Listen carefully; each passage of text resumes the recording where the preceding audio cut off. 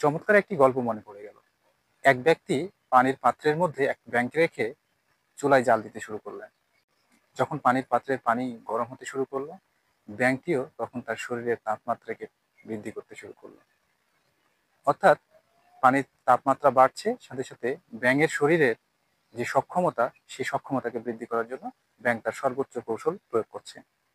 এইভাবে পানির তাপমাত্রা বৃদ্ধি পেতে পেতে যখন ব্যাঙের সহনীয় পর্যায়ে আর থাকলো না, তখন ব্যাঙ সিদ্ধান্ত নিল এবার তাকে লাফ দিতে হবে। কিন্তু যখন সে লাফ দিতে যাবে, তখন সে লক্ষ্য করলো তার শরীরে যে সক্ষমতা, সেই সক্ষমতাটি আর নেই, অর্থাৎ লাফ দিয়ে আর পড়তে পারছে না। ফলে ব্যাঙটি মারা পড়লো। এই থেকে আপনি কি শিখলেন? এখন আপনাকে যদি প্রশ্ন করা হয় যে ব্যাঙটি কি কারণে মারা গেল, তাহলে আপনি কি বলবেন? নিশ্চয়ই বলবেন যে ব্যাঙটি পানির তাপমাত্রার জন্য মারা গিয়েছে। বিষয়টা কিন্তু আসলে তা না। ব্যাঙটি যে পানির তাপমাত্রার জন্য মারা গেছে, বিষয়টি তা না।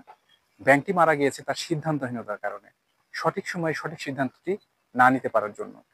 ব্যাঙটি যদি প্রথমেই সিদ্ধান্ত নিত যে এখন আমার লাফ দেওয়ার সময়, পানির তাপমাত্রা যখন বাড়তে শুরু করলো, তখন প্রথমেই যদি ব্যাঙটি সিদ্ধান্ত নিত আমাকে লাফ দিতে হবে এবং লাফ দিত, তাহলে ব্যাঙটি রক্ষা পেয়ে যেত।